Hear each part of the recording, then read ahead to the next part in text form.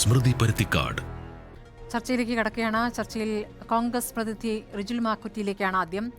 റിജിൽ, ഇപ്പോൾ 29 വർഷമായി CPM ഉന്നയിച്ചിരുന്ന അതിശക്തമായ ഒരു ആരോപണം, ആ ആരോപണത്തിൽ നിന്നിപ്പോൾ ഹൈക്കോടതിയിൽ ക്ലീൻ ചിറ്റ് ലഭിച്ചിരിക്കുകയാണ്. ഹൈക്കോടതിയുടെ വിധിയെ എങ്ങനെയാണ് നിങ്ങൾ കാണുന്നത്? ഏതായാലും EP ജയരാജൻ സുപ്രീം കോടതിയിലേക്ക് പോകുമെന്ന് അറിയിച്ചിട്ടുണ്ട്.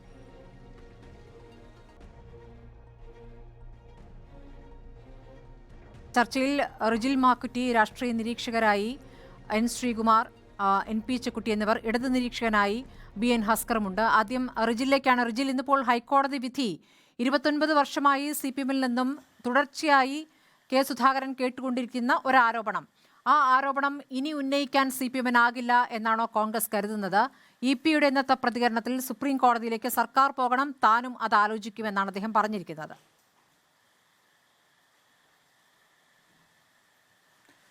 തീർച്ചയായും ഇവിടെ പറഞ്ഞതുപോലെ തന്നെ 29 വർഷമായി രാഷ്ട്രീയപരമായും കായികപരമായും ശാരീരികപരമായും എല്ലാം ശ്രീ K സുധാകരൻ CPM വേട്ടയാടിക്കൊണ്ടിരിക്കുന്നുവെന്ന് നമുക്കെല്ലാവർക്കും അറിയുന്നൊരു കാര്യമാണ്. അതിൻ്റെ ഒടുവിലത്തെ ഉദാഹരണം ഇന്ന് ഹൈക്കോടതിയിൽ വന്നിട്ടുള്ള അദ്ദേഹത്തെ ഡിസ്ചാർജ് ചെയ്തുകൊണ്ടിട്ടുള്ള വിധി, അദ്ദേഹത്തിനെതിരായി CPM ഇക്കാലം അത്രയും കെട്ടിഘോഷിച്ചിട്ടുള്ള, അല്ലെങ്കിൽ അദ്ദേഹത്തെ ഗുണ്ടയെന്നും അതോടൊപ്പം തന്നെ കൊലപാതകിയെന്നും ആ രൂപത്തിൽ എല്ലാ രൂപത്തിലുള്ള പ്രചാരവേലയും നടത്തിക്കൊണ്ട് മുമ്പോട്ട് പോയ ഒരു കേസ്, ആ കേസിനകത്ത് നിന്ന് അദ്ദേഹത്തിന് ഇന്ന് ഹൈക്കോടതി തന്നെ വിടുതൽ കൊടുത്തിരിക്കുകയാണ്. സ്വാഭാവികമായിട്ടും അത് K സുധാകരൻ്റെ രാഷ്ട്രീയ പൊതുജീവിതത്തെ സംബന്ധിച്ചിടത്തോളം അദ്ദേഹത്തിന് ഏറ്റവും ഉജ്ജ്വലമായി മുമ്പോട്ട് പോകാൻ സാധിക്കുന്ന ഒരു വിധിയായി തന്നെയാണ് ഞങ്ങൾ കാണുന്നത്. ഈ കേസുമായി ബന്ധപ്പെട്ട് നമുക്കറിയാൻ സാധിക്കും, ആന്ധ്രയിലാണ് ഈ സംഭവം നടക്കുന്നത്. അതുമായി ബന്ധപ്പെട്ട് അദ്ദേഹത്തിൻ്റെ പേരിൽ കേസെടുക്കാനുള്ള വലിയ സമ്മർദ്ദം ഉണ്ടായി. അദ്ദേഹത്തെ പ്രതിയാക്കുന്നതിന് വേണ്ടിയുള്ള നിലപാടെടുത്തു. ആ ഘട്ടത്തിലെല്ലാം ആന്ധ്രയിലെ ഒരു കോടതിയും അദ്ദേഹത്തിനെ അവിടെ വിചാരണക്ക് വിളിക്കുകയോ അല്ലെങ്കിൽ അതുമായി ബന്ധപ്പെട്ട കാര്യങ്ങൾ നടത്തുകയോ ചെയ്തിട്ടില്ല. ഇതുമായി ബന്ധപ്പെട്ട ഒരുപാട് പരാതികൾ EP ജയരാജൻ്റെ ഭാഗത്ത് നിന്ന് ഉണ്ടായിട്ട് പോലും അദ്ദേഹത്തിന് ആ പരാതികൾക്കകത്തൊന്നും കഴമ്പില്ല എന്ന് ബോധ്യപ്പെട്ട് അത് ഹൈക്കോടതി തള്ളിയപ്പോൾ വീണ്ടും സുപ്രീം കോടതിയിലേക്ക് പോയി. സുപ്രീം കോടതിയും തള്ളി എന്നതിന് ശേഷമാണ് വീണ്ടും നായനാർ ഗവൺമെൻറ് ഈ കേരളം ഭരിക്കുന്ന സമയത്ത്, എനിക്ക് തോന്നുന്നു 1997 EP ജയരാജൻ ഒരു സ്വകാര്യ അന്യായം അദ്ദേഹം തിരുവനന്തപുരത്ത് കൊടുക്കുകയും ആ തിരുവനന്തപുരത്തെ കോടതി അത് തമ്പാനൂർ പോലീസ് സ്റ്റേഷനിൽ കൈമാറുകയും അങ്ങനെ അദ്ദേഹത്തിൻ്റെ പേരിൽ ഒരു FIR ഇട്ടുകൊണ്ട് അദ്ദേഹത്തെ രാഷ്ട്രീയപരമായി അദ്ദേഹം യാത്ര ചെയ്തുകൊണ്ടിരിക്കുമ്പോൾ MLA ആണ് അദ്ദേഹം, DCCയുടെ പ്രസിഡന്റാണ്, അദ്ദേഹത്തെ തലശ്ശേരിയിൽ വെച്ച് അറസ്റ്റ് ചെയ്ത് അദ്ദേഹത്തെ കൊണ്ടുപോയി അദ്ദേഹത്തെ റിമാൻഡ് ചെയ്ത് അദ്ദേഹത്തെ ജയിലിലടച്ചു. അതിന് ശേഷം ഒരുപാട് രാഷ്ട്രീയപരമായി ഇവർ എല്ലാ തരത്തിലും K സുധാകരൻ ഈ കേസിനകത്ത് കൊടുക്കുന്നതിന് വേണ്ടി, അദ്ദേഹത്തിനകത്ത് ഈ കൊലപാതക ശ്രമം ആരോപിക്കപ്പെടുന്നതിന് വേണ്ടി വലിയതായ ശ്രമങ്ങൾ നടത്തി. ശ്രീ K സുധാകരനും ശ്രീ MV രാഘവനും എതിരായി മൊഴിയുണ്ട് എന്ന് CPM എല്ലാ കാലത്തും പ്രചരിപ്പിച്ചു. അങ്ങനെ എല്ലാം മുമ്പോട്ട് പോയിട്ടും അങ്ങനെ ഒരു ഘട്ടത്തിൽ പോലും അദ്ദേഹത്തെ ഒരു തരത്തിലും ഈ പ്രതിയാക്കപ്പെടാൻ സാധിച്ചില്ല എന്ന് മാത്രമല്ല, EK നായനാരുടെ സർക്കാരുണ്ടായി, VS അച്യുതാനന്ദൻ്റെ സർക്കാരുണ്ടായി, പിണറായി വിജയൻ 2 തവണ കേരളം ഭരിക്കുകയാണ്. എന്നിട്ട് ഒരു ഘട്ടത്തിൽ പോലും അദ്ദേഹത്തിന് എതിരായിട്ടുള്ള ഒരു തെളിവ് കണ്ടെത്താനോ അദ്ദേഹത്തെ പ്രോസിക്യൂട്ട് ചെയ്യാനോ നിയമപരമായി അദ്ദേഹത്തിന് ശിക്ഷ വാങ്ങിച്ചു കൊടുക്കാനോ ഇവർക്ക് സാധിച്ചിട്ടില്ല എന്ന് നമുക്കറിയാം. അതിനുശേഷമാണ് വീണ്ടും EP ജയരാജൻ ഈ കേസുമായി ഹൈക്കോടതിയിലേക്ക് പോവുകയും ആ ഹൈക്കോടതി തന്നെ പല വാദങ്ങളും പ്രതിവാദങ്ങളും കേട്ട് അങ്ങനെ ഏറ്റവും ഒടുവിലാണ് ഇന്നത്തെ ഇത്തരത്തിലുള്ള ഒരു സുപ്രധാനമായ വിധി അദ്ദേഹത്തെ ഡിസ്ചാർജ് ചെയ്തുകൊണ്ടാണ്, അദ്ദേഹത്തെ ഈ കേസിനകത്ത് ഒഴിവാക്കിക്കൊണ്ടാണ് ഇത്തരം ഒരു വിധി വന്നിട്ടുള്ളത്. തീർച്ചയായും CPM-ന്റെ രാഷ്ട്രീയ ആരോപണത്തിന്, CPM-ന്റെ സംഘടിതമായി K സുധാകരൻ എന്ന് പറയുന്ന രാഷ്ട്രീയ നേതാവിനെ ഇല്ലാതാക്കാൻ ശ്രമിച്ചതിന് കനത്ത തിരിച്ചടിയാണ് ഈ വിധിയിലൂടെ വന്നിട്ടുള്ളത് എന്നതാണ് ഞങ്ങൾ മനസ്സിലാക്കുന്നത്. N ശ്രീകുമാർ, EP-ക്ക് വെടിയേറ്റിട്ടുണ്ട് എന്നുള്ള കാര്യം യാഥാർത്ഥ്യമാണ്. അതിന് പിന്നിൽ 2 പേരുണ്ടായിരുന്നത്, വിക്രം ചാൽ, ശശി പേട്ട, ദിനേശനടക്കം 2 പേരല്ല, അതിൽ കൂടുതൽ പ്രതികളുണ്ട്. ഈ 2 പ്രതികൾ ഇവർ RSS വാടക കൊലയാളികളാണ് എന്ന രൂപത്തിലാണ് CPM പറയുന്നത്. അത്തരത്തിലുള്ള തെളിവുകൾ നമുക്ക് ലഭിച്ചിട്ടുണ്ടായിരുന്നു. അവർ നൽകിയ മൊഴി അനുസരിച്ച് ഒരു മന്ത്രിയും MLA-യും 10,000 രൂപയുടെ കൊട്ടേഷൻ നൽകിയെന്നുള്ള ആരോപണം അവിടെ നിൽക്കുന്നു. ഇപ്പോൾ K സുധാകരനെതിരെ ഇത്ര വർഷങ്ങൾക്ക് ഇടയിലുള്ള നിയമ പോരാട്ടം, 29 വർഷമായല്ലോ, ഈ നിയമ പോരാട്ടങ്ങൾക്കിടയിൽ സുധാകരനെതിരെ തെളിവില്ല എന്നതുകൊണ്ട് അദ്ദേഹത്തെ ഇതിൽ നിന്നും കുറ്റവിമുക്തനാക്കിയിരിക്കുന്നു. അതിലപ്പുറം മറ്റു കാര്യങ്ങൾ യാഥാർത്ഥ്യമാണ്. ഒരു വധശ്രമം ഉണ്ടായിട്ടുണ്ട്, അതിൽ ചില പ്രതികൾ പിടിയിലായിട്ടുണ്ട്, അവർ ചില പേരുകൾ പറഞ്ഞിട്ടുണ്ട്. അപ്പോൾ അതെങ്ങനെയാണ് പൂർണ്ണമായും ക്ലീൻ ചിറ്റ് എന്ന രൂപത്തിൽ വ്യാഖ്യാനിക്കാനാവുക?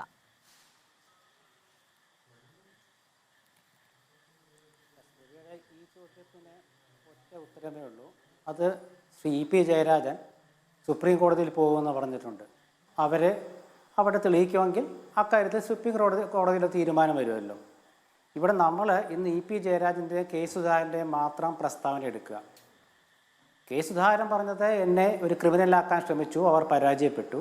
കോടതി അനുകൂലമായി വിധിച്ചു. ഇ.പി. ജയരാജൻ പറഞ്ഞത് എനിക്ക് വേണ്ടി വാദിച്ച അഭിഭാഷകന് എന്തെങ്കിലും തെറ്റുപറ്റിയോ അത് ഞാൻ പരിശോധിക്കുന്നുണ്ട്, മാത്രമല്ല തെളിവ് ഹാജരാക്കിയിട്ടില്ലെന്നാണ് പറഞ്ഞത്, അതെന്താണ് പറ്റിയത് അത് അന്വേഷിക്കുന്നുണ്ട് എന്ന രീതിയിലാണ് ഇ.പി. ജയരാജൻ പറഞ്ഞത്. അപ്പോൾ സുധാകരൻ്റെ ഒരു പ്രതികരണം വന്നു, പാവം ഇ.പി. എന്ന്. അപ്പോൾ ഇതിൽ നിന്ന് നമുക്ക് മനസ്സിലാകുന്നത് CPM അവരുടെ ചില കാലങ്ങളിൽ എടുക്കുന്ന നയത്തിന് ഏൽക്കുന്ന തിരിച്ചടിയുടെ പാർശ്വഫലങ്ങളാണിത്. അതിലൊരു പാർശ്വഫലമാണ് ഇന്നത്തെ വിധിയെന്ന് ഞാൻ കരുതുന്നു. ഇതിനു മുമ്പ് പി ജയരാജൻ്റെ കേസ് നമുക്ക് നോക്കൂ. അദ്ദേഹത്തെ 1997 98 എങ്ങാണ്ട് വീട്ടിൽ കയറി ആക്രമിച്ച് വലിയ സംഭവമായിരുന്നല്ലോ. പക്ഷെ അതിലും CPMന് അനുകൂലമായൊരു വിധി ഉണ്ടായില്ല. അപ്പോൾ കെ സുധാകരനെതിരായി CPM കുറേ കാലമായിട്ട് ഒരു രാഷ്ട്രീയ എതിരാളിയെ എങ്ങനെയാണോ അദ്ദേഹത്തെ കീഴ്പ്പെടുത്തേണ്ടത് ആ രീതിയിലുള്ള എല്ലാ മാർഗവും അവർ സ്വീകരിക്കുന്നുണ്ട്. അങ്ങനെ മാർഗം സ്വീകരിച്ചതിൻ്റെ ഭാഗമാണോ ഈ കേസെന്നൊക്കെ സുധാകരനും കോൺഗ്രസും ഒക്കെ പറഞ്ഞാൽ അതിന് മറിച്ചൊരു തെളിവ് നൽകാൻ ഇവർക്ക് പറ്റാത്തത് എന്തുകൊണ്ടാണെന്ന് വെച്ചാൽ ഹൈക്കോടതി തെളിവില്ല എന്ന് പറഞ്ഞ് വിട്ടയച്ചതുകൊണ്ടാണ്.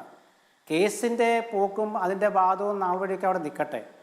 പക്ഷേ CPMന് ഇപ്പോൾ വേണമെങ്കിൽ അവർക്ക് പുനർചിന്തനത്തിന് ഈ കേസ് വഴിയൊരുക്കുമെന്നാണ് ഞാൻ കരുതുന്നത്. ഇതിലൊരു രാഷ്ട്രീയമുണ്ട്. കാരണം ആ രാഷ്ട്രീയം എന്ന് പറയുന്നത് ഞാൻ കേട്ടില്ല എന്നവർ പ്രസ്താവിച്ചെന്ന് എനിക്കറിയില്ല. കേരളം ഭരിക്കുന്ന മുഖ്യമന്ത്രി അതുപോലെ പാർട്ടിയുടെ സംസ്ഥാന സെക്രട്ടറിയും ഈ വിധി വന്ന ശേഷം ഒന്നും പ്രതികരിച്ചതായിട്ട് ഞാൻ കണ്ടില്ല. ഇനിയിപ്പോൾ ഞാൻ അറിയാതെ പ്രതികരിച്ചോ എന്ന് എനിക്കറിയില്ല, പ്രതികരിച്ചിട്ടില്ലെന്നാണ് എൻ്റെ ധാരണ. അപ്പോൾ എന്തുകൊണ്ടാണ് അവർ പ്രതികരിക്കാതിരുന്നതെന്നൊരു ചോദ്യം വരുന്നുണ്ട് ഇവിടെ. ഇ.പി. ജയരാജൻ LDFൻ്റെ കൺവീനറാണ്, കേന്ദ്ര കമ്മിറ്റി അംഗമാണ്.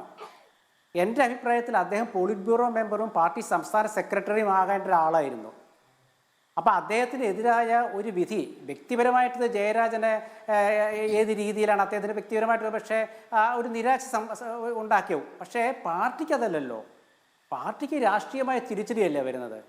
അപ്പോൾ ഇതിൽ പാർട്ടിയുടെ നിലപാട് വളരെ പ്രധാനപ്പെട്ടതാണ്. കാരണം എതിരാളികളെ ഏത് രീതിയിൽ സമീപിക്കണം എന്ന് CPM പുനർചിന്തനം നടത്തണം. ഈ അടുത്ത കാലത്ത് വടകര നമ്മൾ കണ്ടല്ലോ ഷാഫി പറമ്പലിനെതിരായ നീക്കം. അതിൽ ഓരോ ഘട്ടത്തിലുമുണ്ട്. കെ സുധാകരൻ KPCC പ്രസിഡൻ്റ് ആകുമ്പോൾ ഞാൻ ആവർത്തിക്കുന്നില്ല, അന്ന് പാർട്ടി മുഖപത്രം എഴുതിയ ഒരു മുഖപ്രസംഗത്തെക്കുറിച്ച് ഞാൻ ഇടയ്ക്ക് പറയാറുണ്ട്. എന്തിനാണ് സുധാകരനെ പ്രസിഡൻ്റാക്കിയത്? ഒരു പാർട്ടിയുടെ പ്രസിഡൻ്റായിട്ടോ സെക്രട്ടറി ആയിട്ടോ നിയമിക്കുന്നത് മറ്റൊരു പാർട്ടിയുടെ ചോദിച്ചുകൊണ്ടാണോ? അന്ന് തുടങ്ങിയതാ സുധാകരനെതിരായ നീക്കം. മോൻസൺ മാവുങ്കൽ കേസിൽ നമ്മളത് കണ്ടു. അത് പാർട്ടി ഒരു ചെറിയ ബോക്സ് വാർത്ത കൊടുത്തു. സുധാകരൻ്റെ സാന്നിധ്യം ഒരു പീഡനവുമായി ബന്ധപ്പെട്ട് മോൻസൺ മാവുങ്കലിൻ്റെ വീട്ടിലുണ്ടായിരുന്നുവെന്ന്. പിന്നീട് അത് പാർട്ടി സെക്രട്ടറി ഗോവിന്ദ മാഷ് ഏറ്റുപിടിച്ചു. പിന്നെ എന്താ സംഭവിച്ചതെന്ന് അറിയാൻ വയ്യ. അന്ന് പാർട്ടി പത്രം കൊടുത്ത ഒരു വാർത്തയാണത്. അതിനുശേഷം സുധാകരനെ നിരന്തരമായിട്ട് അവരിങ്ങനെ ആക്ഷേപിച്ചുകൊണ്ടിരിക്കുകയാണ്. അപ്പോൾ തെറ്റില്ല, രാഷ്ട്രീയമായിട്ട് തെറ്റില്ല. പക്ഷേ ഈ പാർട്ടി അവരെ ഒരാളെ വ്യക്തിപരമായിട്ട് ഇങ്ങനെ ആക്രമിച്ചുകൊണ്ടിരിക്കുമ്പോൾ അതിനവർ കൊടുക്കുന്ന കോടതിയിൽ കൊടുക്കുന്ന കേസായാലും ഹർജികളൊക്കെ ആയാലും അതിന് തെളിവില്ലെങ്കിൽ കോടതി വിടും. അതിന് നമ്മളതിന് തെളിവില്ലാത്തതുകൊണ്ടാണ് വിട്ടത്, അപ്പോൾ സാങ്കേതികമായെന്നൊന്നും പറഞ്ഞിട്ട് കാര്യമില്ല. കോടതി സുധാകരനിൽ കുറ്റവിമുക്തനാക്കുകയാണ് ചെയ്തത്. അപ്പോൾ കുറ്റവിമുക്തനാക്കുമ്പോൾ ഇ.പി. ജയരാജൻ പറഞ്ഞ രണ്ട് കാര്യങ്ങളുണ്ട്. അതിൽ ഒരു കാര്യം ഞാൻ പറഞ്ഞു കഴിഞ്ഞു. പിന്നെ പാവം ഇ.പി. എന്ന് സുധാകരൻ പറഞ്ഞത് നോക്കൂ. എന്തുകൊണ്ടായിരിക്കും അങ്ങനെ അദ്ദേഹം പറഞ്ഞിട്ടുണ്ടാവുക? ഇത് പാർട്ടി ഉണ്ടാക്കിയ ഒരു തിരക്കഥയാണ് എന്നൊരു പക്ഷേ അദ്ദേഹത്തിന് തോന്നിക്കാണും. ഇപ്പോൾ ഇ.പി. ജയരാജൻ അന്ന് വലിയ നേതാവായിരുന്നു, പാർട്ടിയിലെ ചോദ്യം ചെയ്യപ്പെടാത്ത നേതാവായിരുന്നു. ഇന്ന് ഇ.പി. ജയരാജൻ ആ പാർട്ടിയിൽ അനുഭവിക്കുന്ന അസ്വസ്ഥതകൾ നമ്മൾ മനസ്സിലാക്കണം. ഇന്നത്തെ ദിവസം ഇ.പി. ആശ്വസിക്കാൻ പാർട്ടി സെക്രട്ടറി വരുമെന്നാണ് ഞാൻ കരുതിയത്. അല്ലെ മുഖ്യമന്ത്രി, പോളിറ്റ് ബ്യൂറോ അംഗമായ മുഖ്യമന്ത്രി വരുമെന്ന് ഞാൻ കരുതിയിരുന്നു. രണ്ടുപേരുടെയും ആ ഒരു പ്രതികരണം ഞാൻ കണ്ടില്ല. അപ്പം നമുക്ക് മനസ്സിലാക്കേണ്ട കാര്യം, ഇ.പി. ജയരാജൻ അതേ ഇപ്പോൾ LDF കൺവീനറായ സ്ഥിതിക്ക് അദ്ദേഹം വ്യക്തിപരമായിട്ട് ആ കേസ് കൊടുക്കുകയാണോ, അതോ അദ്ദേഹം പറഞ്ഞാൽ ഞാൻ ഗവൺമെൻറ്റിനോട് ആവശ്യപ്പെടുമെന്നാണ്? അദ്ദേഹം എന്തിനു ആവശ്യപ്പെടണം? ഗവൺമെൻറ് സ്വയം തീരുമാനിക്കണ്ടേ? ഇത് LDF കൺവീനർ അല്ലേ, കേന്ദ്ര കമ്മിറ്റി അംഗമല്ലേ, പോളിറ്റ് ബ്യൂറോ അംഗമാകാൻ സെക്രട്ടറി ആവാൻ യോഗ്യതയുള്ള ഒരാളല്ലേ? അപ്പോൾ ആ നിലയ്ക്ക് പാർട്ടി ഇതിൽ എന്തൊരു നടപടി എടുക്കും? അപ്പീൽ പോകുമെന്ന് ഇന്ന് പറയുന്ന ഞാൻ ധരിച്ചത്. പക്ഷെ കേട്ടില്ല, നാളെ അവർ പറയുമായിരിക്കും. പ്രോസിക്യൂഷന് വീഴ്ച പറ്റിയോ എന്നുള്ള കാര്യമൊക്കെ പരിശോധിക്കേണ്ടതുണ്ട് എന്ന് കൂടി ഇന്ന് ഇ.പി. പറയുകയുണ്ടായി. ശ്രീ BN ഹസ്കർ, ഇ.പിക്ക് വേണ്ടി പറയാൻ ഇ.പി. മാത്രം എന്ന N. ശ്രീകുമാറിന്റെ വാദത്തോട് താങ്കൾ എങ്ങനെയാണ് പ്രതികരിക്കുന്നത്? യോജിക്കുന്നുണ്ടോ? അദ്ദേഹം പറഞ്ഞ ഒരു കാര്യം ശരിയാണല്ലോ, ഇന്ന് രാവിലെ വന്ന വിധിയാണ്. നേരത്തോട് നേരമായിട്ടും പാർട്ടിയിൽ നിന്ന് ആ രൂപത്തിലുള്ളൊരു പ്രതികരണം വന്നു കണ്ടില്ല. പ്രധാനപ്പെട്ട പ്രതികരണങ്ങൾ വരേണ്ട സമയം കഴിഞ്ഞിരിക്കുന്നു. LDF കൺവീനർ കൂടിയാണല്ലോ, കേന്ദ്ര കമ്മിറ്റി അംഗം കൂടിയാണല്ലോ. അപ്പോൾ ഇതിനു മുമ്പുണ്ടായ ഒരു വിവാദത്തിൻ്റെ തുടർച്ചയായി EP-യുടെ വിഷയത്തിൽ പാർട്ടി പ്രതികരിക്കാത്തതിനെ കാണേണ്ടി വരുമോ? സ്മൃതി, വളരെ സങ്കീർണമായിട്ടുള്ളൊരു നിയമപ്രശ്നമാണെന്ന് ബഹുമാനപ്പെട്ട കേരള ഹൈക്കോടതി കൈകാര്യം ചെയ്തിട്ടുള്ളത്. സാങ്കേതികമായി മാത്രം സുധാകരൻ കുറ്റവിമുക്തനാക്കപ്പെടുന്നു. അതുകൊണ്ട് വളരെ ഗൗരവമായിട്ടുള്ള ഒരു പ്രശ്നത്തെ സമീപിക്കുന്നത് ഇത്തരത്തിലായിരിക്കേണ്ടത് എന്നുള്ളതാണ് എൻ്റെ ആദ്യത്തെ അഭിപ്രായം. 2, 1995 ഏപ്രിൽ 12 ആന്ധ്രയിലെ ചിരാൾ റെയിൽവേ സ്റ്റേഷൻ്റെ അതിർത്തിയിൽ വെച്ച് സഖാവ് EP-യെ വിക്രംചാലിൽ ശശിയും പേട്ട ദിനേശനും ചേർന്ന് വെടിവെക്കുന്നു. അതിലൊരാൾ ട്രെയിനിൽ നിന്ന് ചാടി ഗുരുതരമായി അപകടത്തിൽപ്പെടുകയും പിന്നീട് ആശുപത്രിയിൽ ചികിത്സയിൽ ചെല്ലുമ്പോൾ ഡോക്ടർക്ക് അദ്ദേഹത്തിൻ്റെ പോക്കറ്റിൽ നിന്ന് ഒരു റിവോൾവർ കിട്ടുന്നു. പോലീസിനെ അറിയിക്കുകയും തുടർന്ന് അറസ്റ്റ് ചെയ്യുകയും ചെയ്യുന്നു. പേട്ട ദിനേശനെ ചെന്നൈ റെയിൽവേ സ്റ്റേഷനിൽ വെച്ചിട്ടാണ് ആ കേസിൽ അറസ്റ്റ് ചെയ്യുന്നത്. പോലീസിനോട് പേട്ട ദിനേശൻ കൃത്യമായി അന്ന് തന്നെ ഈ കേസിന്റെ ഗൂഢാലോചനയിൽ സുധാകരനുള്ള പങ്കിനെ സംബന്ധിച്ചും രാജീവിനുള്ള പങ്കിനെ സംബന്ധിച്ചും വളരെ വ്യക്തമായി പോലീസിനോട് പറയുന്നു. തുടർന്ന് ആന്ധ്ര പോലീസ് നടത്തിയിട്ടുള്ള അന്വേഷണത്തെ തുടർന്ന് ഓങ്കോൾ അസിസ്റ്റന്റ് സെഷൻസ് കോടതിയിൽ കേസ് വരികയും ആ കേസിൽ നിലവിലുണ്ടായിരുന്ന പ്രതികൾ വിചാരണ നേരിടുകയും സുധാകരനെ ഒഴിവാക്കുകയും ചെയ്തിരുന്നു.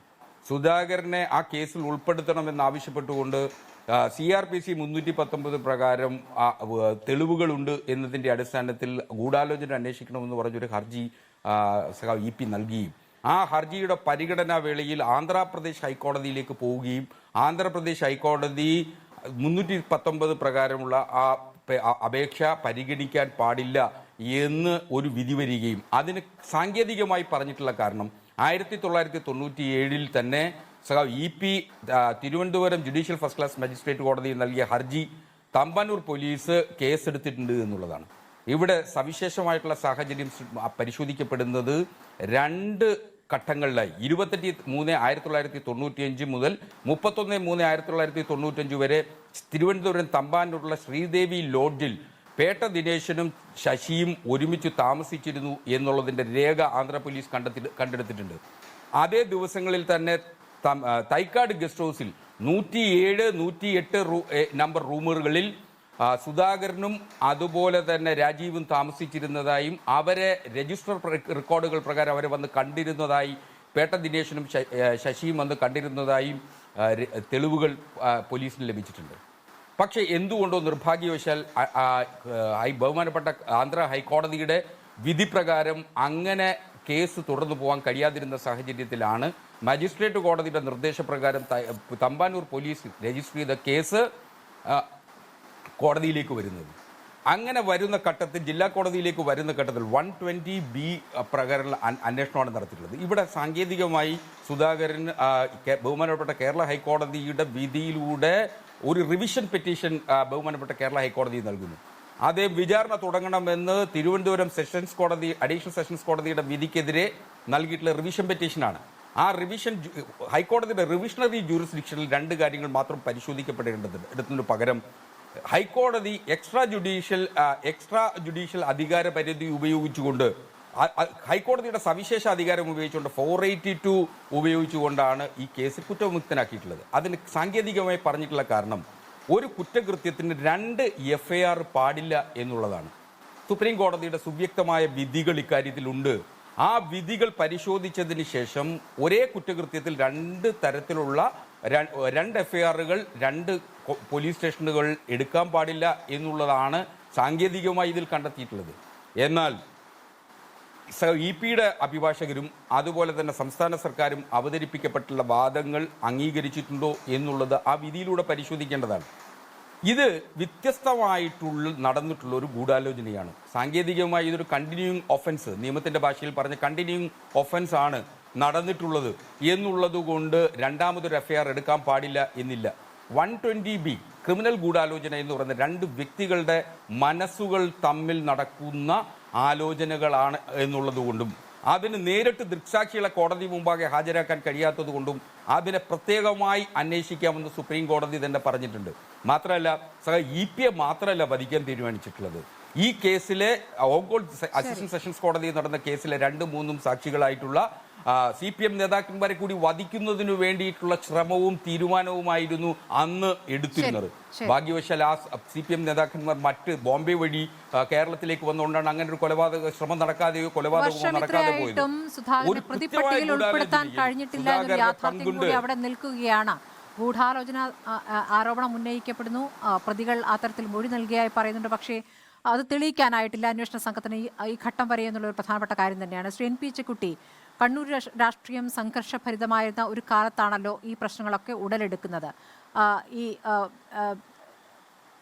MVRനെ CPM പുറത്താക്കുന്നതിലേക്ക് തന്നെ എത്തുന്ന ബദൽ രേഖയുടെ കാലം. ബദൽ രേഖയിൽ MVR ബദൽ രേഖ തയ്യാറാക്കുന്നു. മുസ്ലിം ലീഗുമായി സഖ്യമാകാം, കോൺഗ്രസാണ് മുഖ്യശത്രു എന്ന നിലപാടെടുക്കുന്നു. അതിന് നായനാർ എല്ലാ ഒത്താശയും ചെയ്യുന്നു. പക്ഷേ ബദൽ രേഖയിൽ ഒപ്പിടാതെ അദ്ദേഹം മാറി നിൽക്കുന്നു.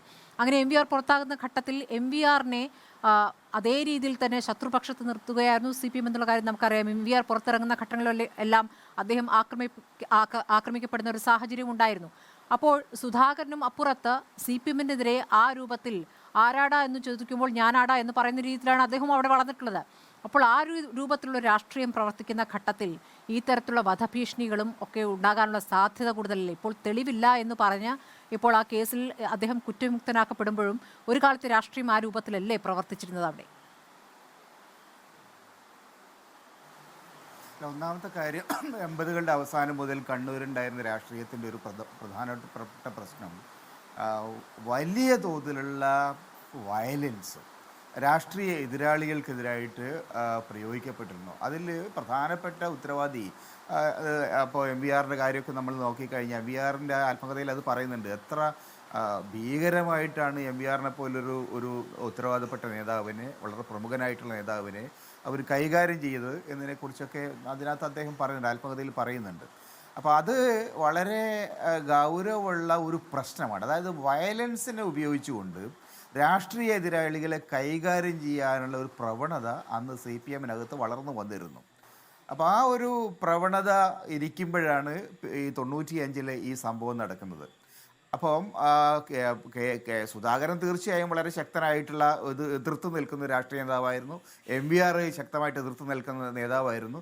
അവർ പക്ഷേ പലപ്പോഴും ഒരു സെൽഫ് ഡിഫെൻസിന് വേണ്ടിയിട്ടാണ് ഈ രാഷ്ട്രീയമായിട്ട് ശക്തമായ ഒരു പൊസിഷൻ എടുക്കേണ്ടി വന്നത് എനിക്ക് തോന്നിയില്ല. അല്ലാണ്ട് CPMനോടൊരു അറ്റാക്കിംഗ് പൊസിഷൻ എടുക്കുന്നതിന് പകരം അവരെ സംബന്ധിച്ചോളം സെൽഫ് ഡിഫെൻസ് ആവശ്യമുണ്ടായിരുന്നു. ഇതാണ് അന്നത്തെ ഒരവസ്ഥ. അപ്പോൾ ആ ഒരു സാഹചര്യത്തിൽ ഈ 95-ലെ അറ്റാക്ക് നടക്കുന്നത്. EP ജയരാജന് വെടികൊള്ളുന്നുണ്ട്. പക്ഷേ ഏതാണ്ട് 30ഓളം വർഷമായിട്ടും അതിനകത്ത് കൃത്യമായിട്ട് പിന്നെ പ്രതികളെ സുധാകരൻ്റെ കോംപ്ലിസിറ്റി, സുധാകരൻ്റെ ഗൂഢാലോചനയിലുള്ള ഉത്തരവാദിത്വം അത് തെളിയിക്കുന്നതിൽ പരാജയപ്പെട്ടു. ഏതെങ്കിലും നിലയ്ക്ക് സുധാകരൻ പിന്നെ അങ്ങനെ ഒരു ഗൂഢാലോചന നടത്തി ആളുകളെ വാടകയ്ക്ക് എടുത്തിട്ട് EP ജയരാജനെ ആക്രമിക്കാൻ ശ്രമിച്ചതാണെങ്കിൽ അദ്ദേഹം കോടതിയിൽ ശിക്ഷിക്കപ്പെടേണ്ടതാണ്. നേരെ മറിച്ച് ഇപ്പം എന്താ ഉണ്ടായിരിക്കുന്നത്, അദ്ദേഹം കൊടുത്തിരിക്കുന്ന ഒരു ഡിസ്മിസൽ പെറ്റീഷൻ, അദ്ദേഹത്തെ ഡിസ്ചാർജ് ചെയ്യണം എന്നുള്ള പെറ്റീഷൻ യഥാർത്ഥത്തിൽ ഹൈക്കോടതി അംഗീകരിച്ചിരിക്കുന്നു. എന്തുകൊണ്ട് ഹൈക്കോടതി അംഗീകരിച്ചു എന്നുള്ളത് ഇപ്പം നമ്മൾ ചർച്ച ചെയ്തിട്ട് കാര്യമില്ല. ഹൈക്കോടതിയെ സംബന്ധിച്ചിടത്തോളം വളരെ കാലമായിട്ട് കോടതിയുടെ മുമ്പിൽ ഒരു കേസാണ്. വളരെ ആലോചനകൾക്ക് ശേഷം എല്ലാ കാര്യങ്ങളും പരിശോധിച്ചുകൊണ്ടാണ് ആ വിധി എഴുതാൻ. വിധി വായിച്ചിട്ടില്ല. എന്തായാലും ശരി, കോടതി പിന്നെ ഏകപക്ഷീയമായിട്ടൊരു വിധി ആവാനിടയില്ല. അല്ല, സുധാകരൻ മാത്രമല്ലല്ലോ ഇപ്പോൾ 1-2 പ്രതികളായ പേട്ട ദിനേശൻ, വിക്രം ചാലിൽ ശശി, ഇവരെ ആദ്യം ആന്ധ്രയിലെ വിചാരണ കോടതി ശിക്ഷിച്ചെങ്കിലും മേൽക്കോടതി അവരെ കുറ്റമുക്തരാക്കുകയായിരുന്നു. ഈ കാര്യം ചൂണ്ടിക്കാണിച്ചുകൊണ്ടാണ് സുധാകരൻ കോടതിയെ സമീപിച്ചത്.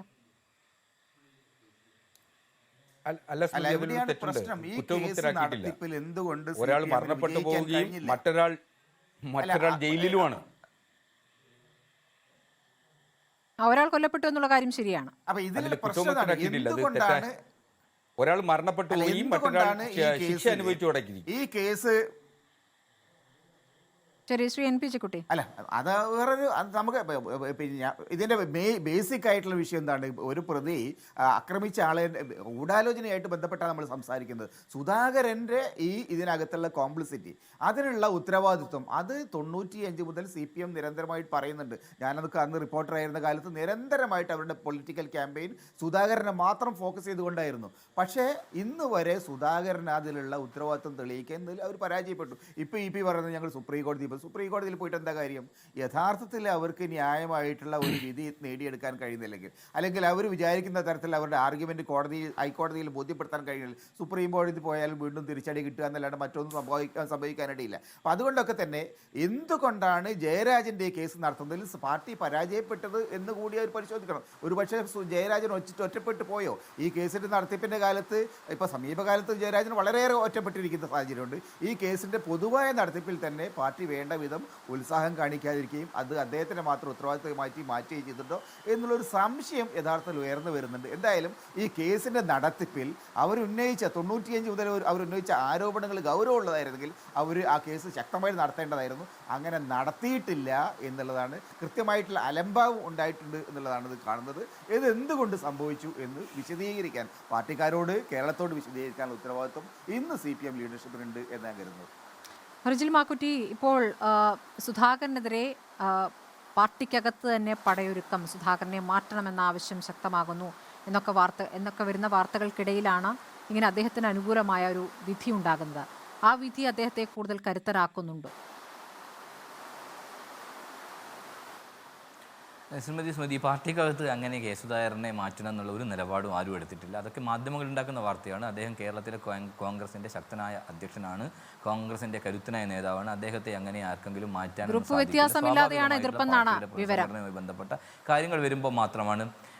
അതിപ്പോൾ മാധ്യമങ്ങൾ ഉണ്ടാക്കുന്നതാണല്ലോ. ആ ഏതെങ്കിലും നേതാവ് കെ സുധാകരനെ മാറ്റണം എന്ന് പറഞ്ഞാൽ ആരും പരസ്യപ്രസ്താവന നടത്തിയിട്ടില്ലല്ലോ. അപ്പോൾ അതൊക്കെ നിങ്ങൾ ഉണ്ടാക്കുന്ന മാധ്യമങ്ങളുടെ വാർത്തയാണ്. അതവിടെ നിൽക്കട്ടെ. ഇപ്പോൾ ഞാൻ പറയുന്നത് ഈ വിഷയത്തിനകത്ത് പോലും, പ്രത്യേകിച്ച് ഈ EP ജയരാജനുമായി ബന്ധപ്പെട്ട കേസിനകത്ത് ശ്രീ കെ സുധാകരനെ ഡിസ്ചാർജ് ചെയ്ത് അല്ലെങ്കിൽ വിടുതൽ നൽകിക്കൊണ്ട് ഹൈക്കോടതി വിധി വന്നപ്പോൾ അതുമായി ബന്ധപ്പെട്ട ചർച്ചയിൽ പങ്കെടുക്കാൻ പോലും ഈ റിപ്പോർട്ടർ ചാനൽ CPMൻ്റെ ഒരു പ്രതിനിധി ഇല്ല എന്ന് പറയുമ്പോൾ CPM അത്രത്തോളം ഗൗരവത്തോടു കൂടിയാണ് ആ കേസ് കാണുന്നതിനെ സംബന്ധിച്ച്. CPMൻ്റെ ഒരു പാർട്ടി ഞാൻ പറയട്ടെ. അതെനിക്കറിയില്ല. എന്നാൽ ഞാൻ വളരെ ഗൗരവതരമായി ചർച്ച ചെയ്യപ്പെടുന്നൊരു വിഷയമായതുകൊണ്ട് ഞാൻ CPMൻ്റെ പ്രതിനിധിയെ പോലും ഈ വിഷയത്തിൽ കണ്ടില്ല എന്നുള്ളത് കൊണ്ട് ഞാൻ സൂചിപ്പിച്ചാൽ മാത്രം.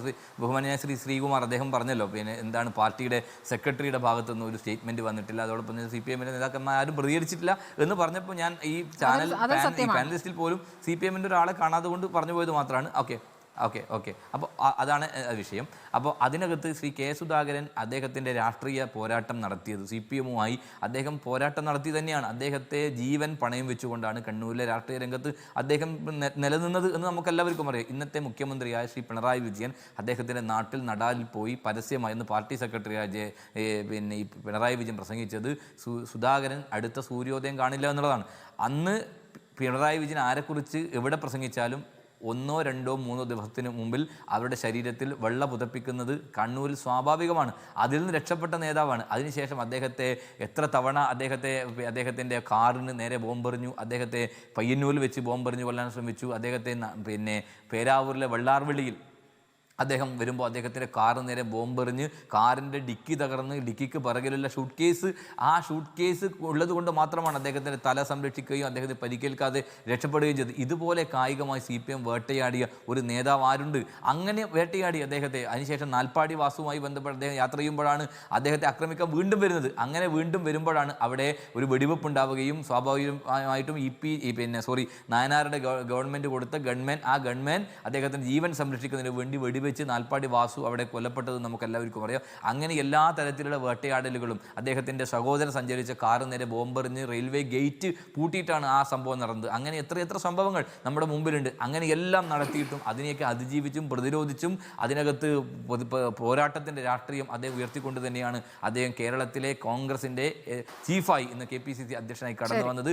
CPMൻ്റെ രാഷ്ട്രീയ ശത്രു എന്ന രൂപത്തിൽ പിണറായി വിജയൻ്റെ സ്കെച്ച് ചെയ്ത രാഷ്ട്രീയ ശത്രുക്കളിൽ രക്ഷപ്പെട്ട ഒരാളാണ് ശ്രീ കെ സുധാകരൻ. അദ്ദേഹത്തെ നിയമപരമായും അതോടൊപ്പം രാഷ്ട്രീയപരമായും എല്ലാം വേട്ടയാടാൻ എല്ലാ കാലത്തും ശ്രമിച്ചിട്ട് പോലും അദ്ദേഹം അജയ്യനായി മുന്നോട്ട് നിൽക്കുന്നു. CPM-ന്റെ കോട്ടയായ കണ്ണൂരിന്റെ രാഷ്ട്രീയ മണ്ഡലത്തിൽ നിന്ന് 1 ലക്ഷത്തോളം വോട്ടിന് അദ്ദേഹം ജയിച്ചെങ്കിൽ CPM-ന്റെ അണികൾ പോലും അദ്ദേഹത്തിന് വോട്ട് ചെയ്യുന്നു. ഈ വരാനിരിക്കുന്ന തെരഞ്ഞെടുപ്പിൽ ലക്ഷങ്ങളുടെ ഭൂരിപക്ഷം അദ്ദേഹം വീണ്ടും ഇന്ത്യയുടെ പാർലമെന്റിലേക്ക് കടന്നു പോകുന്നത് സംബന്ധിച്ച് ഒരു തർക്കമില്ലാത്ത കാര്യമാണ്. അതുകൊണ്ട് കെ സുധാകരന്റെ രാഷ്ട്രീയ വേട്ട CPM അവസാനിപ്പിക്കണം എന്നുള്ളതാണ് ഈ വിധിയോടുകൂടി ഞങ്ങൾക്ക് അവരെ ഓർമ്മിപ്പിക്കാനുള്ളത്. ശരി, തിരിച്ചെത്താം ഇടവേളയ്ക്ക് ശേഷം. മടങ്ങിയെത്താം ചർച്ചയിലേക്ക്. ശ്രീ ബി എൻ ഹസ്കർ, ഞാൻ നേരത്തെ ചോദിച്ച ചോദ്യത്തിന് താങ്കൾ മറുപടി നൽകിയില്ല. എന്തുകൊണ്ടായിരിക്കാം പാർട്ടി ഈ വിഷയത്തിൽ ഒരു പ്രതികരണം നടത്താത്തത്? ഈ വിധി വന്ന ശേഷം ഇപ്പോൾ ഗവർണർക്ക് നേരിട്ട തിരിച്ചടി, ഹൈക്കോടതിയിൽ ഏറ്റ തിരിച്ചടിയിൽ ഒരു പ്രസ്താവനയിലൂടെ പാർട്ടി സെക്രട്ടറി പ്രതികരിക്കുന്നുണ്ട്. ഈ വിഷയത്തിൽ ഒരു വരി അതിൽ കണ്ടില്ല. എന്തുകൊണ്ടായിരിക്കാം? സ്മൃതി, ഞാൻ അതിലേക്ക് വരുന്നതിന് മുമ്പ് നമ്മുടെ ചർച്ചയിൽ വളരെ നിയമവിരുദ്ധമായിട്ടുള്ള ഒരു കാര്യം ഇക്കാര്യത്തിൽ പറഞ്ഞു. ജസ്റ്റിസ് സിയാദ് റഹ്മാൻ ഇന്ന് പറഞ്ഞ റിവിഷണൽ പെറ്റീഷനിലെ വിധിയിൽ ഒരിടത്തു പോലും തെളിവുകളുടെ അഭാവത്തിലാണ് സുധാകരനെയും രാജീവിനെയും കുറ്റവിമുക്തനാക്കുക എന്ന് പറഞ്ഞിട്ടില്ല. അത് സാങ്കേതികമായി മാത്രമാണ്. തമ്പാനൂർ പോലീസ് എടുത്തിട്ടുള്ളത് ചിരാൾ റെയിൽവേ പോലീസ് എടുത്തിട്ടുള്ള FIR-നെ തുടർന്ന് രണ്ടാമതൊരു FIR എടുത്തു. അങ്ങനെ 2 FIR-കൾ നിയമപരമായി നിലനിൽക്കില്ല എന്ന ക്രിമിനൽ പ്രൊസീജിയർ കോഡിന്റെ സുവ്യക്തമായ എഴുതി വെക്കപ്പെട്ട നിയമത്തിന്റെയും അതോടൊപ്പം സുപ്രീം കോടതിയുടെ 2 വിധി പ്രസ്താവനത്തെ മുൻനിർത്തിയാണ്. എന്നാൽ ആ വിധിയിൽ തന്നെ പറയുന്നു വിക്ടിമിന് EPക്കുള്ള വിചാരണയിൽ നേരിടേണ്ട അവകാശത്തെ സംബന്ധിച്ചും വളരെ സുവ്യക്തമായിട്ട് അത് ഈ പറയുന്നുണ്ട്. തെളിവുകളില്ലാഞ്ഞിട്ടില്ല. തൈക്കാട് ഗസ്റ്റ് ഹൗസിൽ നടന്നിട്ടുള്ള ഗൂഢാലോചനയെ സംബന്ധിച്ച് വളരെ കൃത്യമായി തെളിവുകളുണ്ട്. ആ തെളിവുകളാണ്. മാത്രമല്ല, ഇതിലൊരു നിയമപ്രശ്നം ഉള്ളത് ഒരു ഡിസ്ചാർജ് പെറ്റീഷനിൽ പ്രതി ഹാജരാക്കുന്ന തെളിവുകൾ കൂടി പരിശോധിക്കാൻ പറ്റില്ല. പ്രോസിക്യൂഷൻ കൊടുത്തിട്ടുള്ള തെളിവുകളിൽ ആ പ്രോസിക്യൂഷൻ തിരുവനന്തപുരം അഡീഷണൽ സെഷൻസ് കോടതിയിൽ കൊടുത്തിട്ടുള്ള തെളിവുകൾ, ആ തെളിവുകളുടെ അടിസ്ഥാനത്തിലാണ് ഒരു കുറ്റപത്രം അല്ലെങ്കിൽ ഒരു ചാർജ് ഷീറ്റ് തയ്യാറാക്കുന്നത്. ആ കോടതിയുടെ ചാർജ് തയ്യാറാക്കുന്നതിനെ ചലഞ്ച് ചെയ്തുകൊണ്ടാണ് റിവിഷൻ കൊടുത്തിരിക്കുന്നത്. ആ റിവിഷന്റെ ഘട്ടത്തിലും പ്രതിയുടേതായിട്ടുള്ള തെളിവുകൾ പരിശോധിച്ചുകൊണ്ടാണ് ഈ വിധിന്യായം വന്നിട്ടുള്ളത്. നിയമത്തിൽ അത് നടാടെയാണ്. വളരെ അപൂർവമായ സാഹചര്യങ്ങളിലാണ് അത്തരത്തിൽ പ്രതി ഹാജരാക്കുന്ന തെളിവുകൾ പത്രം തയ്യാറാക്കുന്ന സമയത്ത് കോടതിയുടെ ചാർജ് ഫ്രെയിം ചെയ്യുന്ന ഘട്ടത്തിൽ പരിശോധിക്കാൻ പാടുള്ളൂ എന്ന് സുപ്രീം കോടതി തന്നെ പറഞ്ഞിട്ടുണ്ട്. അപ്പോൾ അനിതര സാധാരണമായ ഒരു സാഹചര്യം ആണ് എന്ന് കണ്ട് രണ്ടാമതൊരു FIR ആണ് തമ്പാനൂർ പോലീസ് എടുത്തത് എന്നുള്ളത് കൊണ്ടാണ് ആ കേസിൽ കുറ്റവിമുക്തനാക്കപ്പെട്ടുള്ളത്. തെളിവുകളുടെ അഭാവം എന്ന് പറയുന്നത് വിചാരണ നടത്തി സാക്ഷിമൊഴികളും തെളിവുകളും പരിശോധിച്ചതിന് ശേഷം ഇത് അപര്യാപ്തമാണ് എന്ന് പ്രഖ്യാപിക്കുമ്പോഴാണ് തെളിവുകളുടെ അഭാവത്തിൽ ഒരു പ്രതിയെ അല്ലെങ്കിൽ ഒരു കുറ്റാരോപിതനെ വെറുതെ വിടുന്നത്. ഇത് നിയമത്തിലുള്ള ഒരു പ്രശ്നമാണ്. എല്ലാവരും ധരിച്ചു വെച്ചിരിക്കുന്നത് ഈ തെളിവുകളുടെ അഭാവത്തിൽ സുധാകരൻ കുറ്റവിമുക്തനായി എന്നുള്ളതാണ്. നേരത്തെ ശ്രീകുമാർ പറഞ്ഞ ഒരു വിഷയം, മോൻസൺ മാവുങ്കലിന്റെ കേസുമായി ബന്ധപ്പെട്ട് കേരളത്തിലെ മുതിർന്ന ഒരു മാധ്യമ പ്രവർത്തകന് സുധാകരൻ 10 കോടി രൂപ നഷ്ടപരിഹാരം ആവശ്യപ്പെട്ടുകൊണ്ട് കേരളത്തിലെ ഒരു മുതിർന്ന അഭിഭാഷകനെ കൊണ്ട് ഒരു വക്കീൽ നോട്ടീസ് അയപ്പിച്ചിട്ടുണ്ട്. ആ മുതിർന്ന മാധ്യമ പ്രവർത്തകൻ മറുപടി പോലും കൊടുത്തിട്ടില്ല. മാനനഷ്ടത്തിന് മറുപടി കൊടുക്കാതിരിക്കുക എന്ന് പറയുന്നത് പാർട്ട്ലി അഡ്മിഷൻ കൂടിയാണ്. ആ മാധ്യമ പ്രവർത്തകന്റെ കയ്യിൽ ആ കേസിലെ വിലപ്പെട്ട തെളിവുകൾ ഉണ്ട് എന്ന് കൃത്യമായി ബോധ്യമുള്ളത് കൊണ്ടാണ് സുധാകരൻ ആ കേസ് 1 കൊല്ലം കഴിഞ്ഞിട്ടും കോടതിയിൽ ഒരു കേസ് ഫയൽ ചെയ്യാനുള്ള ധൈര്യം പോലും കാണിക്കാതിരിക്കുന്നത്. അപ്പോൾ അങ്ങനെ നിങ്ങൾ വെള്ളപൂശാൻ നോക്കുന്ന സുധാകരൻ നാൽപ്പാടി വാസു വധക്കേസിൽ വെക്കടാ വെടി എന്ന് പറഞ്ഞു ആക്രോശിച്ചുകൊണ്ട് ഗൺമാനെ കൊണ്ട് വെടിവെപ്പിച്ചു എന്ന് കൃത്യമായി FIR-ലുണ്ട്. അങ്ങനെ ഒരു FIR മട്ടന്നൂർ പോലീസ് രജിസ്റ്റർ ചെയ്തിട്ടുണ്ട്. മാത്രമല്ല, കണ്ണൂർ പോലീസിന്റെ ക്രൈം ഹിസ്റ്ററി ചാർട്ട് പരിശോധിച്ചു കഴിഞ്ഞാൽ കേരളത്തിലെ അക്രമ രാഷ്ട്രീയത്തിന് തുടക്കം കുറിച്ചതും അതിന് സാങ്കേതികമായി പിന്തുണ പ്രഖ്യാപിച്ചിട്ടുള്ള ഒരാളാണ് ഈ സുധാകരൻ എന്ന് പറയുന്നത്. കണ്ണൂർ രാഷ്ട്രീയത്തിൽ അപ്പുറത്തും ഇപ്പുറത്തും ഉണ്ടല്ലോ ശ്രീ ബി എൻ ഹസ്കർ, അപ്പുറത്തും ഇപ്പുറത്തും ഉണ്ടല്ലോ. അന്ന് MVR-ന് നേരെ നടന്ന ആക്രമണത്തിന്റെ ശ്രമങ്ങളും പിന്നെ കൂത്തുപറമ്പ് വെടിവെപ്പും ഒക്കെ നമ്മുടെ മുന്നിലുള്ള യാഥാർത്ഥ്യങ്ങളാണ്. അപ്പോൾ അതിലേക്ക് പോയി കഴിഞ്ഞാൽ അപ്പുറത്തുമുണ്ട് ഇപ്പുറത്തുമുണ്ട്. ആ എണ്ണം എടുത്തു കഴിഞ്ഞാൽ എണ്ണത്തിൽ ആരെന്ന മത്സരത്തിൽ ആര് ജയിക്കുമെന്ന് പറയാൻ പറ്റില്ല. സുധാകരനെതിരായ എല്ലാ നിയമ നടപടികളും ഒഴിവാക്കിയിരിക്കുന്ന ഒരു യാഥാർത്ഥ്യം മുന്നിൽ നിൽക്കുകയാണല്ലോ ശ്രീ ബി എൻ ഹസ്കർ. സുധാകരനെതിരായ എല്ലാ നിയമ നടപടികളും ഒഴിവാക്കിയിരിക്കുന്നു. അങ്ങനെ ഹൈക്കോടതി എല്ലാ നിയമ നടപടികളും ഒഴിവാക്കി അദ്ദേഹത്തെ കുറ്റമുക്തരാക്കി എന്നാണല്ലോ. എങ്ങനെ സാങ്കേതികമായി വന്നാലും സാങ്കേതികത തന്നെയാണല്ലോ, കോടതിക്ക് സാങ്കേതികത തന്നെയാണ്, കോടതിക്ക് മുന്നിൽ തെളിവുകൾ തന്നെയാണ്. ശ്രീബിയൻ ഹസ്കർ, ഞാൻ ചോദിക്കുന്നത് താങ്കൾ ഇത്രത്തോളം അദ്ദേഹത്തിന് വേണ്ടി വാദിക്കുമ്പോഴും എന്തുകൊണ്ടാണ് പാർട്ടിയിൽ നിന്നും ഔദ്യോഗികമായ ഒരു വിശദീകരണം, ഒരു പ്രതികരണം വരാത്തത്? ഇതിൽ അപ്പീൽ പോകുമെന്നോ? ഇത്ര വർഷമായുള്ള പോരാട്ടമാണല്ലോ, 1-2 വർഷമല്ലല്ലോ.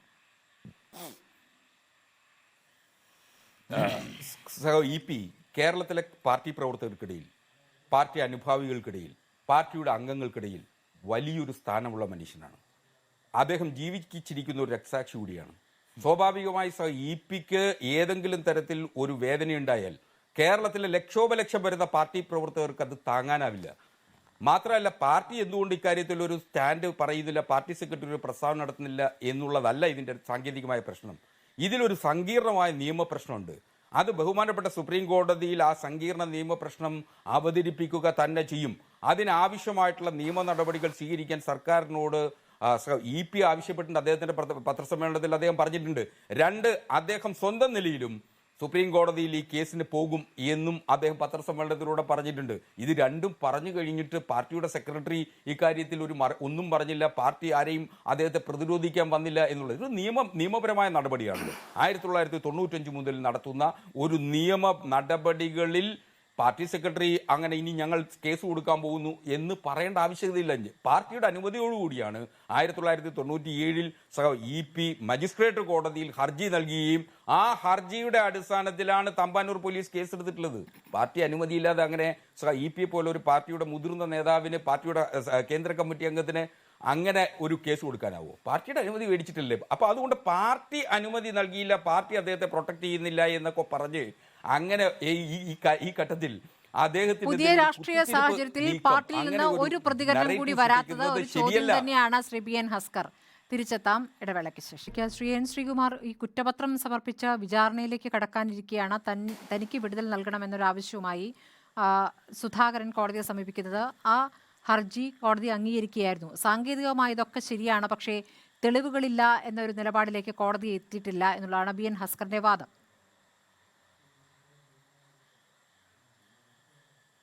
അല്ല, തെളിവുകൾ കൊടുക്കേണ്ടത് സുധാകരനല്ലല്ലോ. സുധാകരൻ അദ്ദേഹത്തിൻ്റെ ഭാഗം ഭംഗിയായി വാദിച്ചു കാണും. അതുകൊണ്ട് അദ്ദേഹത്തിന് അവിടെ കോടതിയുടെ ഭാഗത്ത് നിന്നും അനുകൂലമായ വിധിയുണ്ടായി. മറ്റേത് പാർട്ടിയല്ലേ, 2 മുഖ്യമന്ത്രിമാർ വന്നില്ല ഇത്രയും കാലമായിട്ട്. പാർട്ടിയുടെ നേതാവിനെതിരെ പാർട്ടിയാണല്ലോ തെളിവുകളൊക്കെ ഹാജരാക്കേണ്ടത്. ഇവിടെ സുധാകരന് ഈ വിധി കൊണ്ട് പ്രത്യേകിച്ച് ഗുണമോ ദോഷമോ ഒന്നുമില്ല. കാരണം സുധാകരനെക്കുറിച്ച് കോൺഗ്രസ്സുകാർക്ക് ഒരു ധാരണയുണ്ട്. ആ ധാരണ സുപ്രീം കോടതി ഇപ്പം ശരിവെച്ചിരിക്കുകയാണ്. പക്ഷെ സുധാകരൻ പറഞ്ഞത് തലയ്ക്ക് മേലെ നിന്നിരുന്ന ഒരു വാളായിരുന്നു എന്നാണ് ഈ ആരോപണം. അത് സുധാകരൻ വ്യക്തിപരമായിട്ട്, കാരണം അദ്ദേഹത്തെ RSSകാരനാക്കി അദ്ദേഹത്തെ പല രീതിയിൽ ഇവർ വേട്ടയാടില്ലോ. വ്യക്തിപരമായിട്ട് സുധാകരനെ സംബന്ധിച്ചിടത്തോളം അതൊരു നേട്ടമാണ്. പക്ഷേ പാർട്ടിക്കാർക്ക് മുന്നിൽ സുധാകരനെ സംബന്ധിച്ച് സുധാകരനിൽ അവിശ്വാസം ഒരിക്കലും രേഖപ്പെടുത്തിയിട്ടില്ല. അതുകൊണ്ടാണല്ലോ 2 തവണ MP ആക്കിയതും KPCC പ്രസിഡന്റ് ആക്കിയതും ഒക്കെ. KPCC പ്രസിഡന്റ് ആക്കണമെങ്കിൽ അത്രയും വിശ്വാസം പാർട്ടിയിൽ ഉണ്ടാകണമല്ലോ, അതാണ്. പക്ഷേ ഇതിൽ EP ജയരാജനോടുള്ള CPMന്റെ സമീപനത്തിന് ഇനി മാറ്റം വരുത്തേണ്ടി വരും. കാരണം EP ജയരാജനോട് അറിയാമല്ലോ, ഈ അടുത്ത കാലത്ത് അദ്ദേഹം ഈ തെരഞ്ഞെടുപ്പ് കാലത്ത് BJPയുടെ പ്രഭാരിയുമായിട്ടൊക്കെ ചർച്ച നടത്തിയെന്നൊക്കെ പറഞ്ഞ് വലിയ വിഷയമൊക്കെ ഈ പാർട്ടി കൊണ്ടുവന്നാണല്ലോ. അപ്പോൾ അതുകൊണ്ട് അതിനു മുമ്പ് അദ്ദേഹം ഗോവിന്ദ മാസ്റ്റർ ജാഥയിൽ പങ്കെടുത്തില്ല, അങ്ങനെ ഒരുപാട് വിഷയങ്ങളുണ്ട്. അപ്പോൾ ആ കാലത്തൊക്കെ ഈ പാർട്ടി എടുത്ത നിലപാടുകളുണ്ട്. അതൊക്കെ ഇനി ഒന്ന് ചെറുതായിട്ട് മാറ്റേണ്ടി വരും.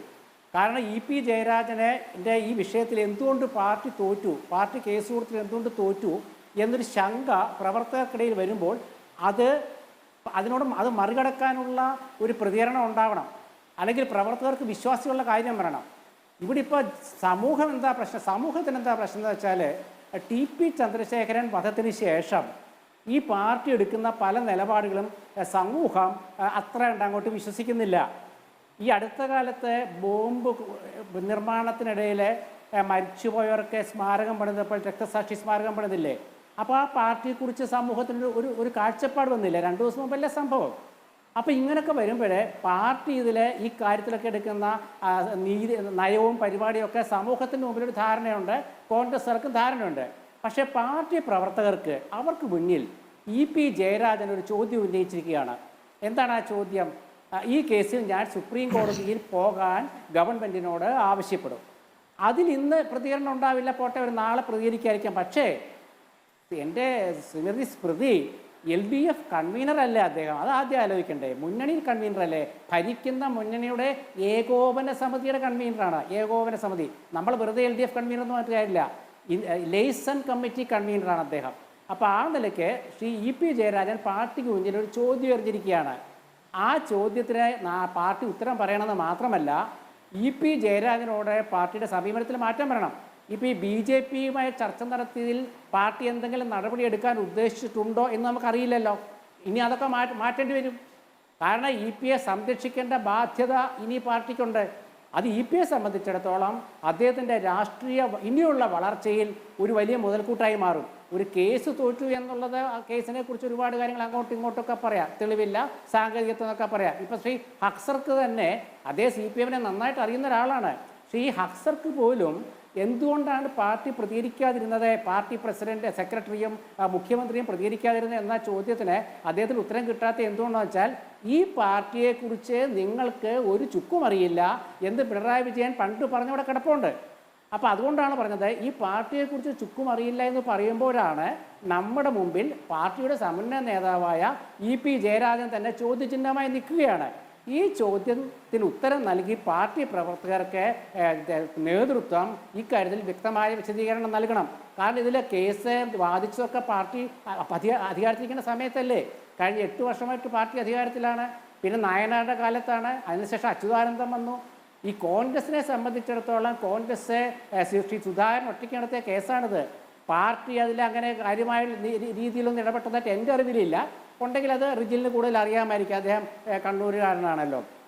പക്ഷേ സുധാകരനെ സംബന്ധിച്ചിടത്തോളം ഇത് അദ്ദേഹത്തിന് KPCC പ്രസിഡന്റ് എന്ന നിലയ്ക്ക് അദ്ദേഹത്തിന് വലിയ നേട്ടം തന്നെയാണ്. കാരണം CPM നിരന്തരം വേട്ടയാടുന്നത് തെറ്റാണ് എന്ന് വിധി വഴി അദ്ദേഹം തെളിയിച്ചിരിക്കുകയാണ്.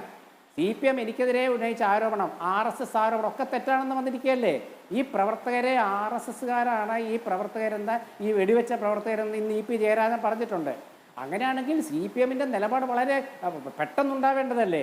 അങ്ങനെയാണെങ്കിൽ അപ്പോൾ അതൊക്കെ ഇതിൽ ചർച്ചയ്ക്ക് വരും. പാർട്ടി ഒരുപാട് കാര്യങ്ങൾ നാളെ ജനങ്ങളോട് വിശദീകരിക്കേണ്ട അവസ്ഥ വരികയാണ്.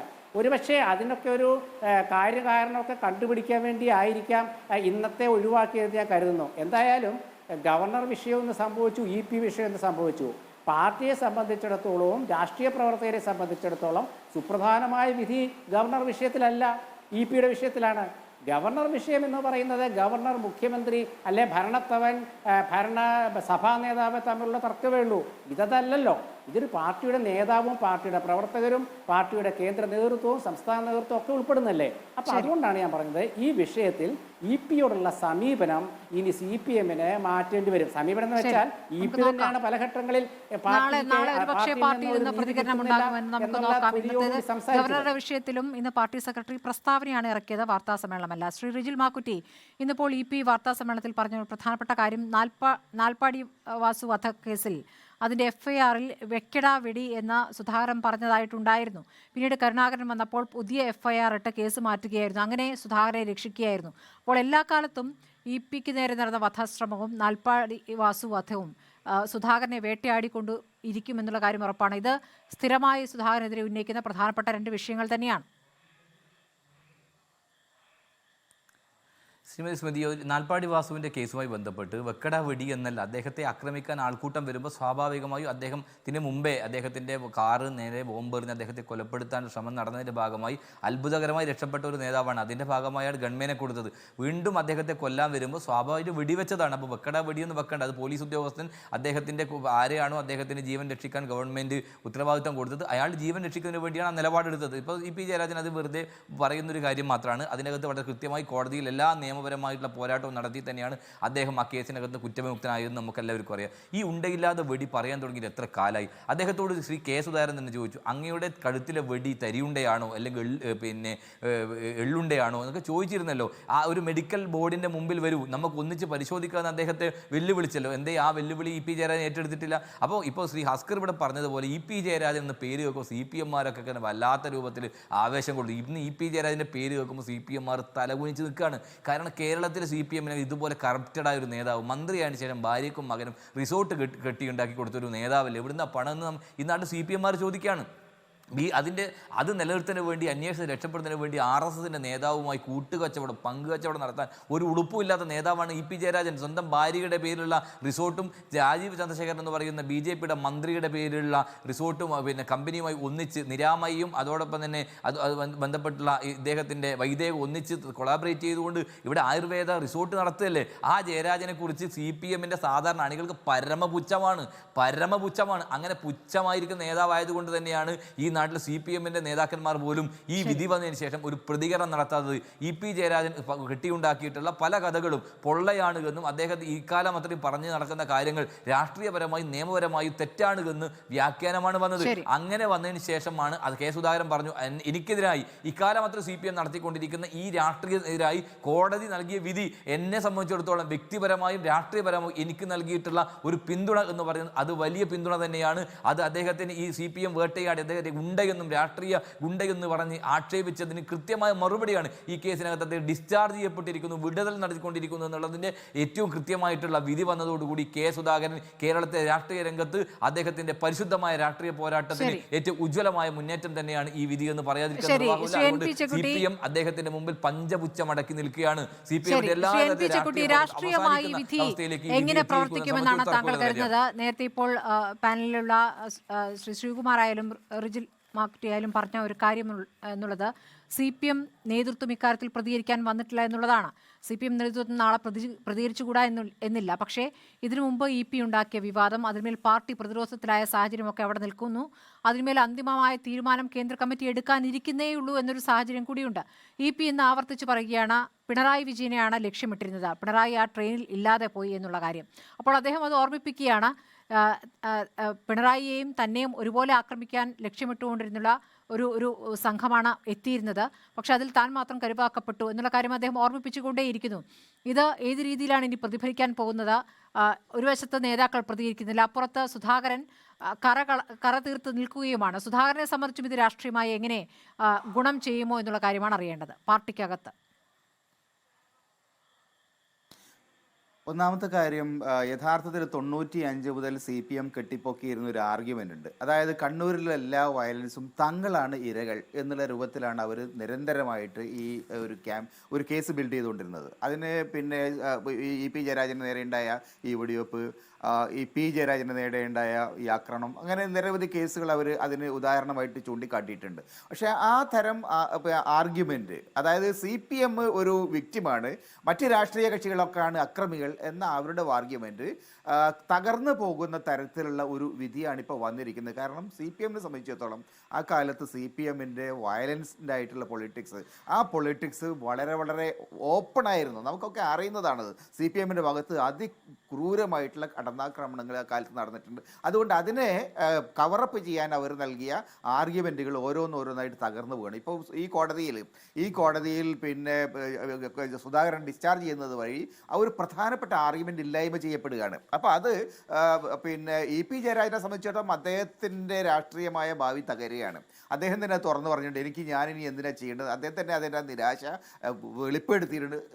ഒരു കാരണവശാലും EP ജയരാജനെ ഇനി CPM ലീഡർഷിപ്പിൽ വലിയ തോതിൽ അവർ ഡിഫെൻഡ് ചെയ്യുമെന്ന് എനിക്ക് തോന്നുന്നില്ല. ഈ കേസിൽ പോലും അവർ ഡിഫെൻഡ് ചെയ്യാൻ സാധ്യത ഞാൻ കാണുന്നില്ല. മറുഭാഗത്ത് കോൺഗ്രസിനെ സംബന്ധിച്ചിടത്തോളം തീർച്ചയായും ഇതൊരു മൊറാൽ ബൂസ്റ്ററാണ്. സുധാകരനെ സംബന്ധിച്ചുള്ള മൊറാൽ ബൂസ്റ്ററാണ്, പ്രതിപക്ഷത്തിൽ ഇരിക്കുന്ന പാർട്ടികളെ സംബന്ധിച്ചുള്ള മൊറാൽ ബൂസ്റ്ററാണ്. കാരണം അവർ നേരത്തെ ഉന്നയിച്ചു വന്നിരുന്ന ആർഗ്യുമെൻറ്റുകളെ ഡിഫെൻഡ് ചെയ്യുന്ന, അതിനെ സാധൂകരിക്കുന്ന ഒരു വിധിയാണ് ഇപ്പോൾ വന്നിരിക്കുന്നത്. ആ നിലയിൽ ഇത് പ്രതിപക്ഷത്തിന് ഗുണം ചെയ്യുന്ന ഒരു വിധിയായിട്ടാണ് ഞാൻ കാണുന്നത്. ഷബീൻ ഹസ്കർ, ഇപ്പോൾ പ്രോസിക്യൂഷന് വീഴ്ച പറ്റി എന്നുള്ള രൂപത്തിലുള്ള പ്രതികരണമാണ് EP-യുടെ ഭാഗത്തുനിന്ന് വന്നിരിക്കുന്നത്. അത് പരിശോധിക്കേണ്ടതാണ്, സർക്കാർ അപ്പീൽ പോകേണ്ടതാണ്. ഞാൻ എന്തായാലും അപ്പീൽ പോകുന്നതിനെക്കുറിച്ച് ആലോചിക്കുന്നു എന്ന് പറയുമ്പോൾ അദ്ദേഹം ഒരു ഒറ്റപ്പെട്ട ശബ്ദമായി തോന്നുന്നുണ്ട്. അപ്പോൾ ഇതുവരെ അദ്ദേഹം കൂടെ ഉണ്ടായിരുന്നു എന്ന് കരുതിയ സർക്കാർ പ്രോസിക്യൂഷൻ വേണ്ട രീതിയിൽ പ്രവർത്തിച്ചില്ല എന്ന കൂടിയല്ലേ അതുകൊണ്ട് അർത്ഥമാക്കുന്നത്? സ്മൃതിക്ക് ഈ കേസിൽ സർക്കാരിന് വേണ്ടി ബഹുമാനപ്പെട്ട കേരള ഹൈക്കോടതിയിൽ കേരളത്തിലെ മികച്ച ക്രിമിനൽ അഭിഭാഷകരിൽ ഒരാളാണ് സർക്കാരിന് വേണ്ടി പ്രോസിക്യൂട്ടറായിട്ട് അപ്പിയർ ചെയ്തിട്ടുള്ളത്. ഇതിലൊരു സാങ്കേതികത്വം മാത്രമാണ്. ആ സാങ്കേതികത്വം ഇനിയും ചർച്ച ചെയ്യപ്പെടുകയും അതൊരു വിധിന്യായമായി ഒരുപക്ഷെ നാളെ ഇന്ത്യയുടെ നിയമവൃത്തങ്ങളിൽ ചർച്ച ചെയ്യപ്പെടാൻ പോകുന്ന ഒരു വിധിയുമായി മാറും. ഇവിടെ രാഷ്ട്രീയമായി സുധാകരൻ ഏതെങ്കിലും നേട്ടമുണ്ടോ അല്ലെങ്കിൽ ഇ.പിക്ക് എന്തെങ്കിലും നഷ്ടം സംഭവിച്ചോ എന്നുള്ളതല്ല. ഇ.പിയെ സംബന്ധിച്ചിടത്തോളം CPM-ന്റെ ലക്ഷക്കണക്കിന് വരുന്ന പ്രവർത്തകരുടെ ഹൃദയങ്ങളിലുള്ള സ്ഥാനം അത് ലക്ഷക്കണക്കിന് പ്രവർത്തകരുടെ ഹൃദയത്തിലുണ്ട്, നേതാക്കളുടെ ഹൃദയത്തിലില്ല എന്നാണോ? ഹൃദയത്തിലുമില്ല, ഒരു ഹൃദയത്തിൽ ഇ.പി. ജയരാജനില്ല. പാർട്ടിയുടെ നേതാക്കന്മാർ അല്ല, അത് റിജിലിന് അറിയാൻ മേലഞ്ഞിട്ടാ. അത് റിജിലിന് അറിയാൻ മേലഞ്ഞിട്ടാ. ഈ പാർട്ടി എപ്പോഴൊക്കെ പ്രതിരോധത്തിലായിട്ടുണ്ടോ അപ്പോഴൊക്കെ മുന്നിൽ നിന്ന് നയിച്ച നേതാവ് എന്ന നിലയിലും പാർട്ടിയുടെ മുഴുവൻ നേതാക്കന്മാർക്കിടയിലും സുസമ്മതൻ തന്നെയാണ് അദ്ദേഹം. അതുകൊണ്ട് അങ്ങനെ അദ്ദേഹത്തെ നിങ്ങൾ ഒറ്റതിരിഞ്ഞ് ആക്രമിക്കാമെന്നും അതുവഴി CPM-നെ ആകമാനം അങ്ങ് ആക്രമിച്ചു കളയാമെന്നുള്ളത് നിങ്ങളുടെ വ്യാമോഹങ്ങളാണെന്നേ. അതൊക്കെ നിങ്ങളുടെ ആരോപണങ്ങളല്ലേ. നാൽപ്പാടി എന്റെ റിജിലെ അതൊക്കെ അതൊക്കെ നിങ്ങളുടെ ആരോപണങ്ങളല്ലേ. അതൊക്കെ പാർട്ടി പരിശോധിച്ചെന്നേ. നിങ്ങൾ ഈ പറയുന്ന നിങ്ങളും മാധ്യമങ്ങളും ഉയർത്തി വന്ന ആ ആരോപണങ്ങൾ നിങ്ങളുടെ പാർട്ടി നയത്തിന്റെ ഭാഗമാണോ? പാർട്ടി നയത്തിന്റെ തീരുമാന പ്രകാരമാണോ BJP നേതാവിന്റെ ഭാര്യയുമായി പാർട്ടി അനുമതി കൊടുത്തിട്ടുണ്ടാ? അതെങ്ങനെ? എന്ത് പാർട്ടി പരിശോധിക്കുക? ഏത് പാർട്ടി? തെളിവല്ലേ നമ്മുടെ മുമ്പിൽ? പലപ്പോഴും പല ഘട്ടങ്ങളായി നിരാമയെ ചർച്ച ചെയ്ത ശരി, നമ്മൾ വീണ്ടും അതിലേക്ക് പോകണ്ട. നമുക്ക് നോക്കാം. ഇ.പി. ജയരാജൻ വധശ്രമ കേസിൽ സർക്കാർ അപ്പീലിന് പോകുമോ, സുപ്രീം കോടതിയിലേക്ക് പോകണം എന്ന് ഇ.പി. പറയുന്നു. ഇ.പി. എന്തായാലും പോകാനിരിക്കുന്നു. ഇക്കാര്യത്തിൽ ഇ.പി. ഒറ്റയ്ക്കാണോ എന്നുള്ളത് അറിയാൻ ഇനി മണിക്കൂറുകൾ മാത്രം മതി. നമുക്ക് നോക്കാം നാളെയും അത്തരത്തിൽ പ്രതികരണങ്ങൾ ഉണ്ടാകുമെന്ന്. വളരെ നന്ദി ചർച്ചയിൽ പങ്കെടുത്ത എല്ലാവർക്കും.